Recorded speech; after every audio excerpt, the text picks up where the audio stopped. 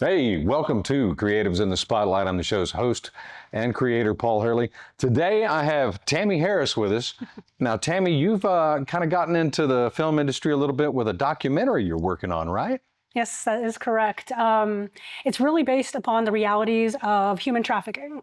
So the realities were brought to my attention about 12 years ago with what's going on in Charlotte and North Carolina and the U.S. in general, and I felt compelled to spread the truth about what it really looks like. Wow. So you had to go in and really do some investigative work and what have you for your documentary, right? So started with a documentary after I'd been doing anti-trafficking work for about 5 years. For a while, I had a home that served survivors of sex trafficking.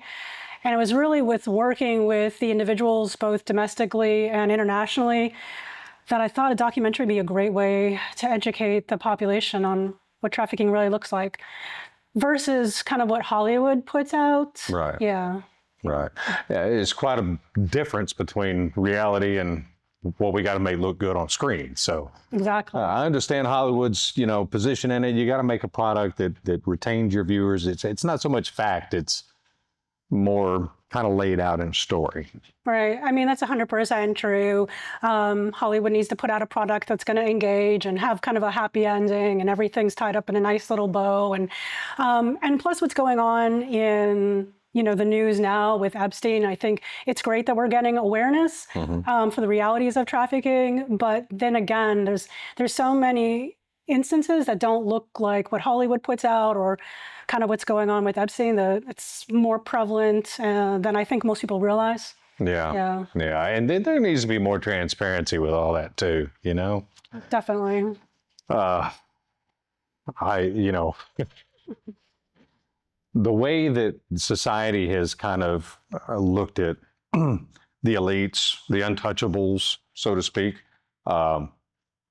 No, there needs to be accountability. It's lost a lot of the public trust. Oh, for sure. I can say honestly that I don't look at our country the same way I did 4 years ago. Yeah, what's amazing is I would give talks a decade ago about things that I was hearing when I would go to the Dominican Republic, and we would go as close as the Haitian border, and they were very honest and transparent about people in politics and celebrities that were coming down there. Some of them would even brag and show me pictures of different NFL stars that they sold women to and girls to. And I would come back to the US and tell these stories. And a lot of people did not want to hear what the truth is. And so I think everything that's been going on with Epstein has definitely been a wake-up call. And it's kind of like in all of our faces now that we can't really deny what reality is. But, my documentary is more of, I think, really what's more prevalent. It's more showing those aspects of relationships that, boyfriending and someone comes into a relationship and they really feel like they love an individual, but then they exploit that. And, it's so calculated, and it's really hard to believe the amount of time and effort that traffickers put into cultivating relationships to exploit. That it's not just, this elite group with millions of dollars that are paying for these islands. It's, $50 for their drug habit or for their gambling habit. And so many of the women that I've helped, and men as well, were exploited by people that they thought were their friends. Yeah. So that's a lot of what the documentary is about. It follows a few females that I helped with my nonprofit, and shows the kind of the trajectory of what they were exposed to in their youth, what they were exposed to as teenagers, and how they ended up in this situation. And I think what it really does for the viewer is you can see that these are women and men that you would walk by, in the Target and not even be fazed, but you could be seeing someone who's gone through this horrific life, or they might be with their trafficker right there, just engaging, in what seems like a normal exchange. And so I'm really hoping that this is what my documentary does, is bring awareness to the prevalence and hopefully protects, the youth now. And so parents, grandparents, caregivers can be educated on, how do we talk to our children about this? And, it doesn't just have to be someone's exploited because they've got food insecurity or housing insecurity. It can be, they just want to feel loved and they're putting out, too much of their life on social media. So I'm really hoping the documentary does that, is educate. Yeah. Well, that's awesome, because there really needs to be more awareness of it. Definitely. Yeah. If you don't know what's going on, you don't know how to stop it. It's very true. And, it is an overwhelming topic. And, a lot of people shy away from the difficult conversations, right? It's not a fun, feel-good conversation to have at all. No one wants to talk about abuse, especially sex abuse or sexual exploitation. And so, but I think when we as a society see, and the name of the documentary is She Had a Name, right? And She Had a Name. She Had a Name. And that name of the documentary came to me because so many people talk about, this is just an issue that is never going to be solved. Prostitution has been around since biblical times. Like, how are we ever going to stop? It's the longest profession known to man. Exactly, right? And so, but each individual person, all of us, deserve the dignity, deserve the chance to have a meaningful and productive life. And whether we're helping one person or 100 person, it shouldn't matter. We should strive to help individuals because we all are unique and deserve that dignity. Well, we started losing that when we got all this technology. You've always heard the term, it takes a village to raise a family. Right. Especially children. Definitely. We don't have that anymore. We have handheld babysitters that occupy, and I'm even guilty of it. I'll sit there in my, average, meaningless, not studying a script, just wasting time. And the next thing you know, it's bedtime, and I get it. I'm just as guilty of it, but there needs to be more interaction with adults and children. Not necessarily just the parents, but like your coaches, your teachers. A child should never feel like they can't have somebody to talk to. They've got to have that confidant. Oh, right. I completely agree with, I'm in my 50s now, and I've seen how much we've changed as a society in interactions and just the level of trust that we have for one another and how much we communicate. And, technology is awesome and amazing and great, but, there's all these studies that show like suicide rates are up and depression is up and, people feel more disconnected.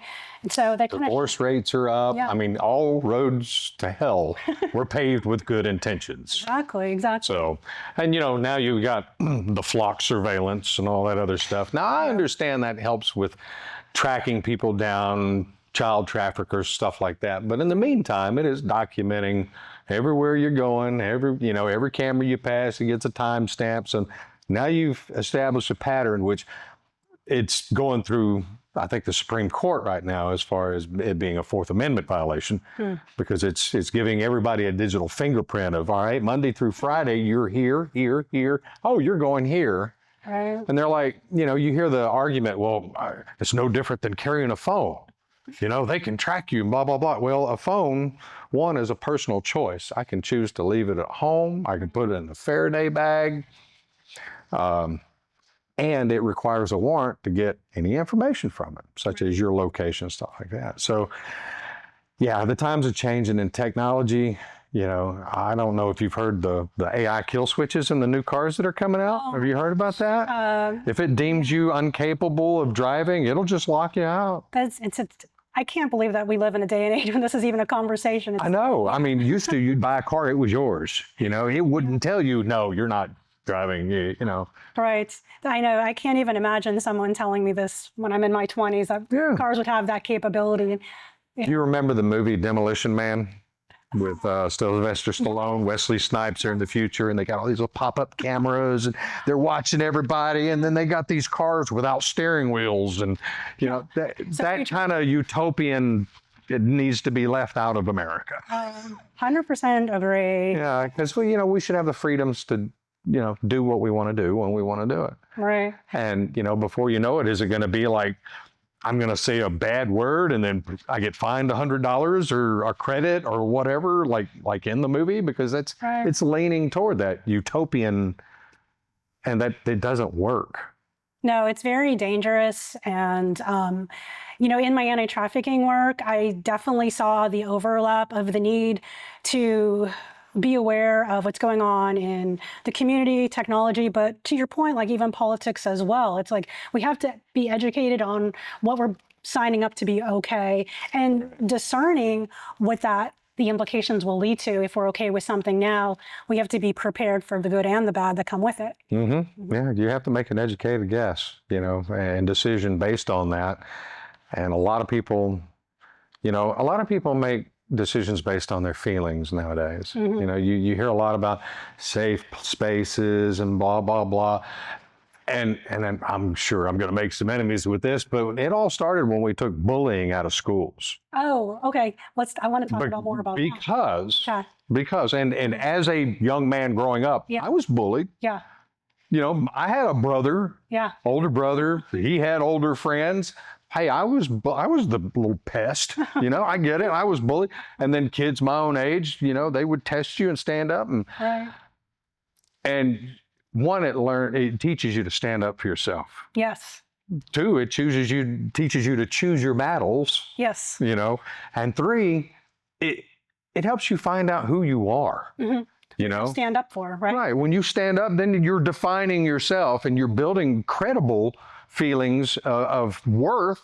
That, hey, I took care of that.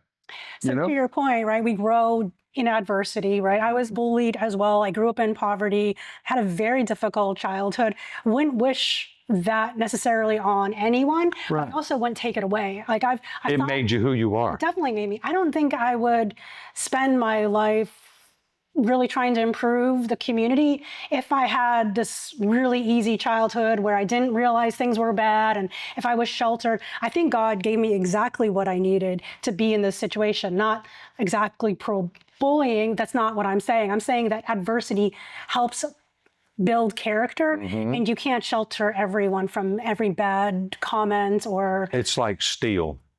Yeah. The more you beat it, you forge it. Yes. And it becomes something else. Definitely, for sure. A stronger and better version of itself. Exactly. And not saying I condone beating. Right. Me personally, I've been through it. I had a 3-strike rule with my kids. Yeah. And a lot of people were like, I can't believe you spanked your kids. I'm like, look, if I got to tell you 3 times, and I told my kids this, and I'll never forget this the day I die. It literally made me cry. But I kept telling my boys, I was like, look, I'm going to tell you 3 times.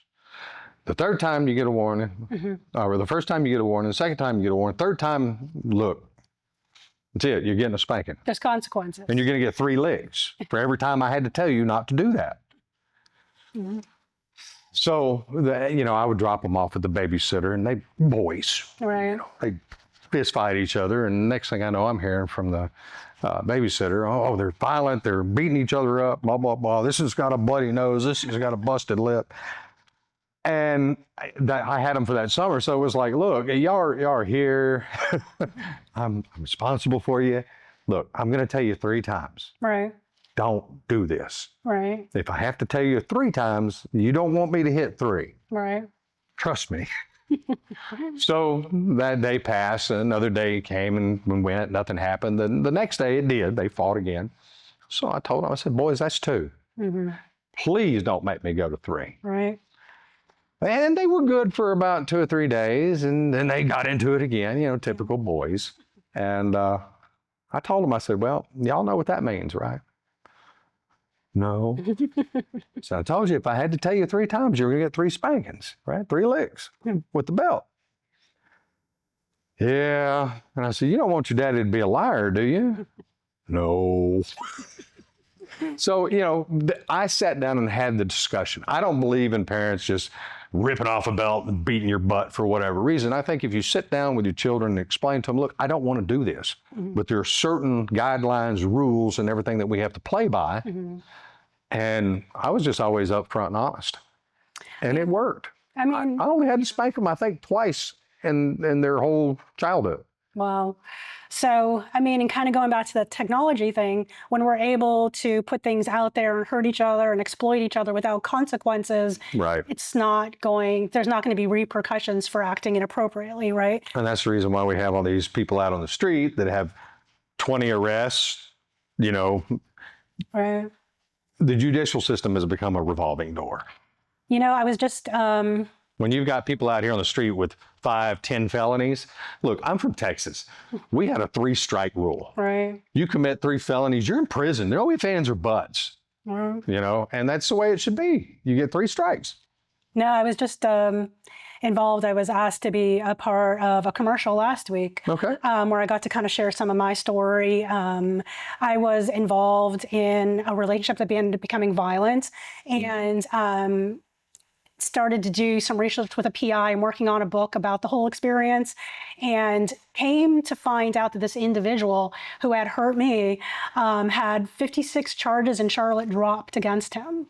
And so this individual should have not have been even out on the street to begin with. Right. So again, no consequences to behavior. So your tax-paying dollars are really keeping the street safe. Not at all, right? Right. So yeah, I mean, and there's overlap in these things, right? If you have individuals who have no consequences for violent behavior, They're not going to learn. not going to learn, and there's no incentive to get help or change or to try to be a better person, because what's the repercussion? They just move on to their next victim. So, Right. right. Well, it was like, you know, when we were kids, we were always told not to do that, not to do this, and, you know, not to stick a paper clip in the 120 volt outlet, Right.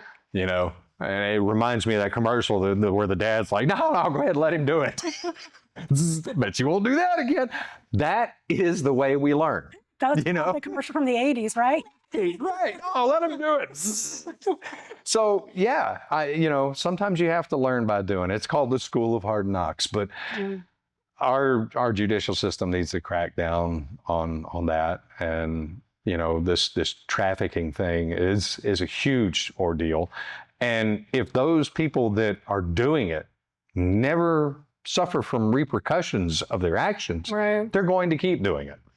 I mean, that's so true. And we still have a long way to go in our state and our country with, you know, the repercussions of engaging in that type of behavior. I was involved in a study with UNCC, a prevalence study to try to change legislation for victims of trafficking.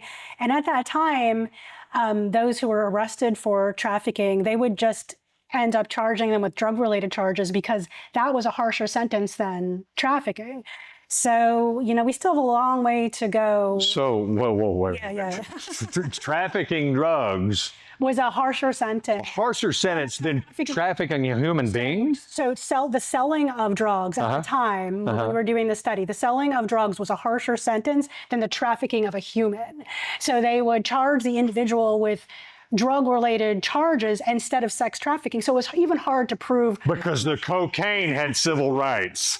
Well, you know, we got to clean up the streets, right?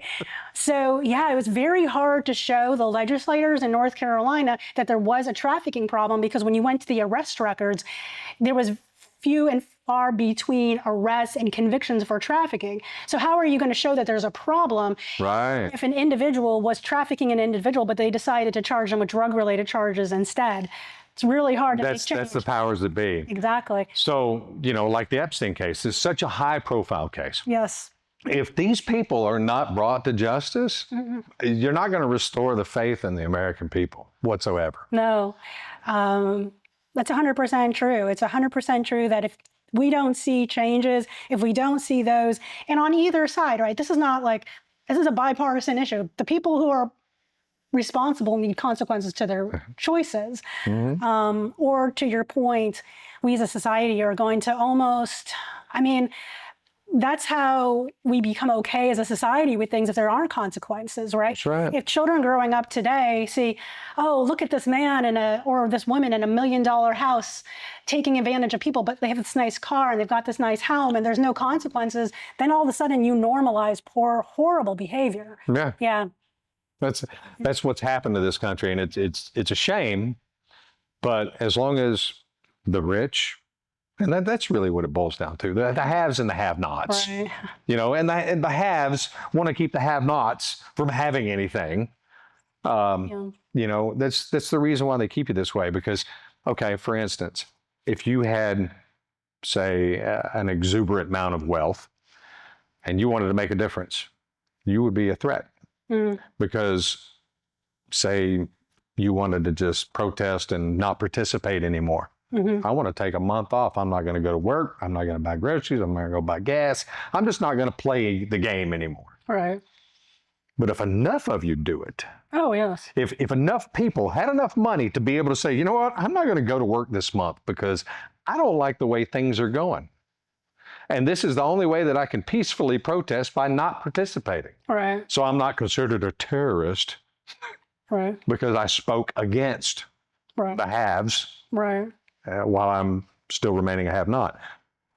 But that's the thing, is as long as they can keep that boot on top of us and keep us living paycheck to paycheck, not able to say, you know what, there's enough of us that we're not going to participate. America would stand still for 30 days. It would get somebody's attention, because then the haves aren't making all the money that they were making when the have-nots are carrying their weight on their shoulders. Yeah, that's 100% true. But here again, it's like the power of one individual, right? Like, we have so much more power than we give ourselves credit for. We're like ants, you know, and if enough of us were to get together and say, you know, we've had enough, we have had enough, we're done. Right.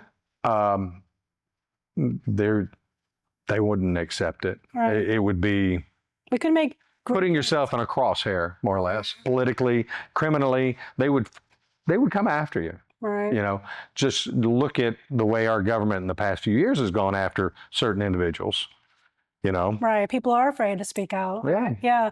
Because no one wants to be, whether that's persecuted on social media or talk to in their friend group. It's hard. It's hard to make a stand. It's hard to stand up for what you believe in and face whatever consequences come with that. Well, you know, it's like that old adage, you never had an enemy if you never stood for anything. That's 100% true. You're going to stand for things. You're going to make enemies because, one, either people don't understand, or two, they're so brainwashed in the norm that they're, oh, you're a radical. How so? Right. You know? And thinking about this, would you have been okay with the way things are 10 years ago or 15 years ago? It's that slow boil. Right? It's amazing how time changes things. Look at what do we have, a 2% or 3% T-tax Right? that caused an entire revolution? Right. You know? Now it's like, Now we're taxed 30% on our income. it's insanity. It is really insanity. What we've normalized, what we've accepted. And What we've allowed our handlers to get away with. 100%. And, you know, I talk about this in the documentary and my novel as well. It's, you know, we all realize the impact of one negative person on our lives, right? Oh, you know, I would be better off if so-and-so wasn't in my life, or I would have been able to get through school if that one teacher, blah, blah, blah. And we realize the negative impact of one person. But I think us collectively as a community don't put enough emphasis on the change one person can make positively, either on the community, on another individual. And so even though the topic in itself, anti-trafficking, is such a harsh topic and a difficult topic, I really want the viewer, after reading my novel and watching this documentary, to say, like, I can have so much more impact than I ever realized. Right. Yeah. You can. And I hate to say it, but technology has helped us get there. Yes. You know, with social media platforms and stuff like that, you can have a broader reach. You know, I mentioned to you before the show, I had 2 Facebook accounts. Yes. One of them had like 6,000 so friends, the other one like 3,000, 4,000. Well, the reason why I had 2 was because I ran an experiment. For a couple of years, I was using this one and I was voicing my opinion. Oh, well. Politically, so on and so forth. This one over here, I just posted pictures, events, Like the you know, happy stuff. films, stuff I wanted people to see, stuff that I had an opinion on. Right. That one has been so shadow banned. Oh, yeah, I believe it. Yes. That it has absolutely no reach. Right. None whatsoever. I believe it. And I'm like, wow. So this one over here that I've only got half the friends and followers versus this one is making 3 times Wow. the money, the reach, everything than this one was even capable of. That's amazing. Because they jumped on it and they banned it. In 2020, I had access to that Facebook account for 1 month, for the whole year. Oh my goodness. For the whole year, because they would ban me for 30 days. Oh my gosh. And then as soon as I'd get back, they'd find something else that I'd previously posted to ban me for again. Wow. And they just kept on and kept on. Of course, that was all blowing the cover off of COVID. And, Right. you know, I knew things then that they're just now coming out with. Oh, I believe it. Yes. Yeah. And it was like, no, y'all don't understand. Because I was getting information from pretty reliable sources, not necessarily from the internet.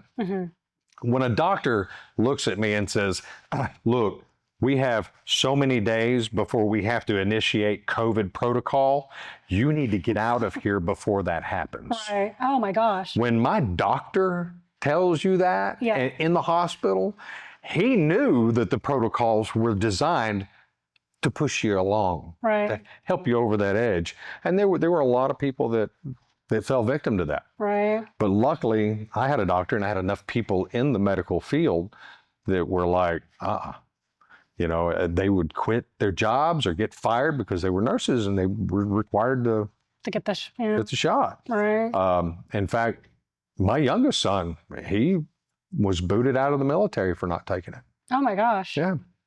That's really and he was going to go career, and they just, nope, you're out. Now, it wasn't a dishonorable discharge, but it was just, he was discharged. Right. And of course, now they're trying to recall everybody back, and he's like, no, I'm good. Doesn't want to deal with that. No. Yeah. I mean, to force you to take something, no. Yeah. He's good. Right. And it's really sad that we've come to a point in history where, you know, we're all entitled to our own opinions. We're all entitled to vote the way that we feel is the right way. That's what makes our country amazing. Freedom of choice. The freedom of choice, the freedom of speech. But none of us should be afraid to voice how we feel and fear repercussions from our employer or our friends. You know, I have the most amazing conversations with people who don't agree with me because we talk about how we ended up on that conclusion, right? And that's how we learn about each other, and that's how we come to understand different points of view. Yeah, the different perspective is so valuable because you might not have thought of it that way or looked at it from that angle. Right. And, you know, perception is key when it comes to understanding and the way things work. 100%. I mean, for myself, growing up in poverty, growing up with a special needs sister, having a father who was an alcoholic, a mother who was depressed, you know, it shaped me and my perception of why I vote the way that I do. And somebody else and their experiences, that shapes them. And we just need to, as a society, come together and respect each other and really rejoice in the fact that we have differences of opinion and different experiences and sit down. And, you know, I've lost family members and friends for my, you know, my opinions. And, you know, what a sad, horrible thing to come to the end of your life and realize that you've lost people that you loved over politics. It's just very sad. Yeah, it is. It is. And, you know, this country is all about freedom. Freedom of speech, freedom of privacy, you know, like being stalked by these cameras. I'm on a warpath about those anyway. I've actually was asked to get into politics recently because of my stance on this. And I'm like, well, I missed the primaries because I had to be registered by March to do anything for the next 2 years. So, but I have been approached and kind of, you know, enticed to go that route. And, well, like I told them, I said, you know, I would not want to pursue that in a manner where I would have sponsors or somebody pushing me along to do that because special interest groups and stuff is how it starts. Right. And I don't want anybody in my pockets. Right. I don't need to put anybody else's money in my pockets. Right. If I were to do it, it would be just for the people. Right. You know, to listen to them, like I hope they're listening to me. raise hell about all this stuff. But in the same token, I get it. But what was it Benjamin Franklin said, if you trade liberty for security, you deserve neither.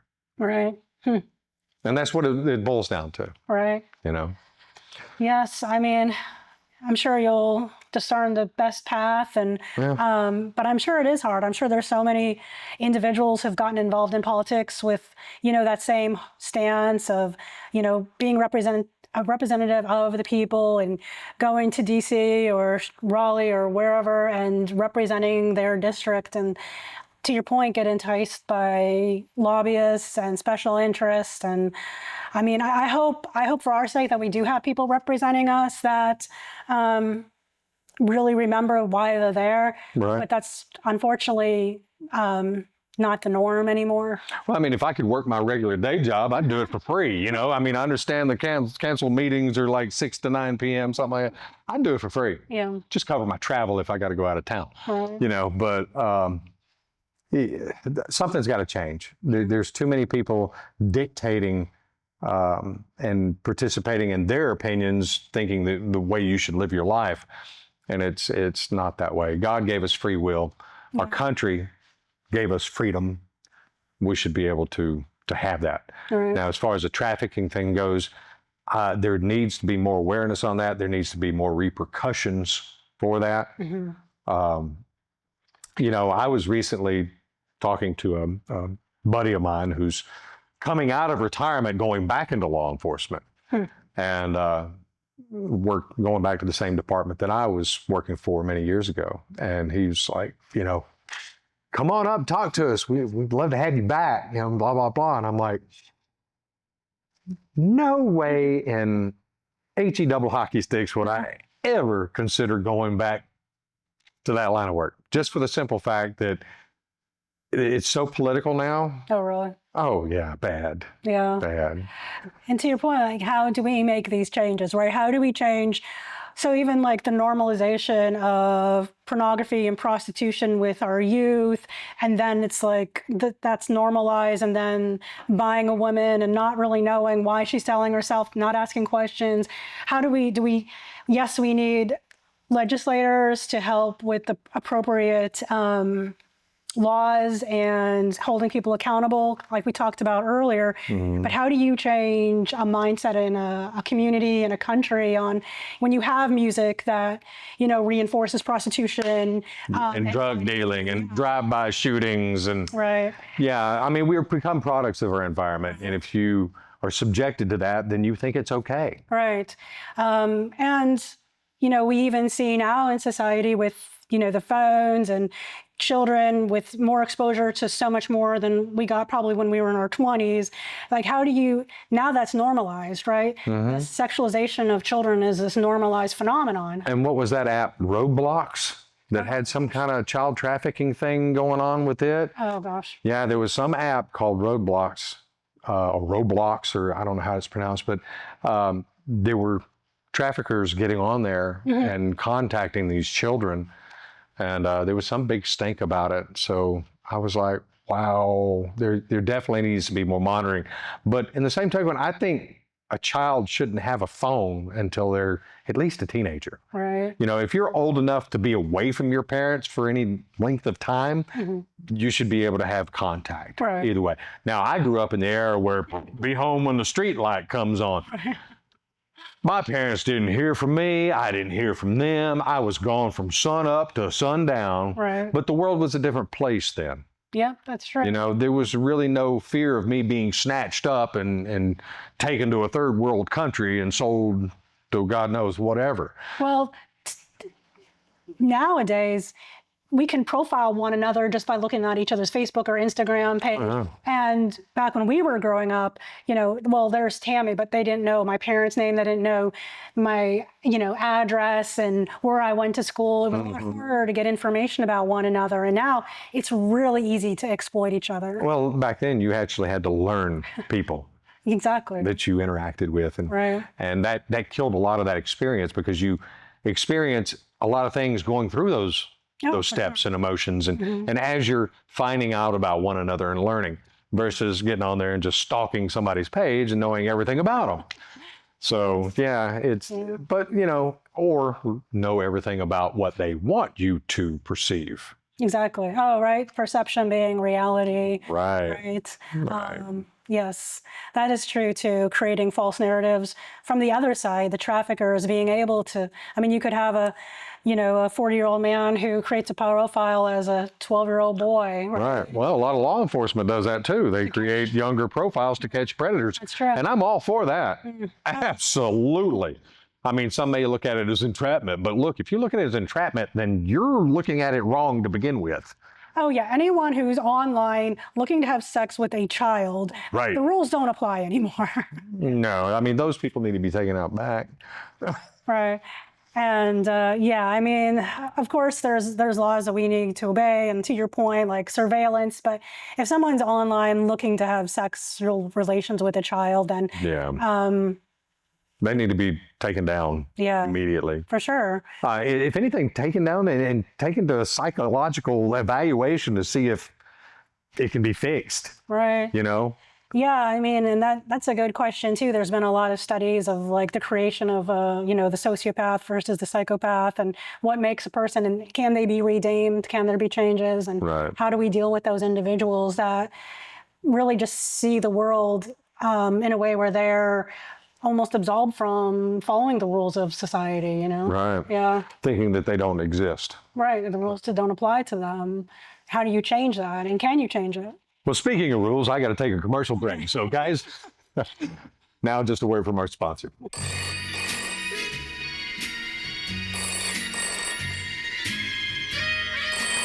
Hello, this is John with the Noda Art House. How can I help you? Hey, welcome back to Creatives in the Spotlight. That was just a word from our sponsor. Without them, we wouldn't be here. So, guys, I'm still here with Tammy. Tammy, you were telling me a little bit on your break here about your novel and the documentary. So tell me a little bit more about the novel. Yeah, so it is autobiographical in nature. Again, I really want the reader at the end of this novel to walk away and really believe in themselves in a way that they, whichever way moves them, want to do more and realize the impact they can have on the community. The novel kind of follows my life and my childhood and growing up in situations. And I'm very aware that most of the people I grew up with were not able to get out of those situations. And, I have a strong faith in God, and I believe that He led me to where I am for a reason, and that with that comes purpose and the responsibility of trying to make changes. So the novel, kind of goes through my life experiences. We talked a little bit about that violent relationship that I was in. And, it would have been really easy to kind of give up and just, throw away the anti-trafficking work that I was doing and say, like, I've had enough of this kind of world. But really what it did was kind of create more fire in me. You got to reinforce that drive. Yes, exactly. That's awesome. So, and through that experience, I really learned, again, about more things that need to be done to protect, I'll say women, but not just women and men in our community from, violent offenders.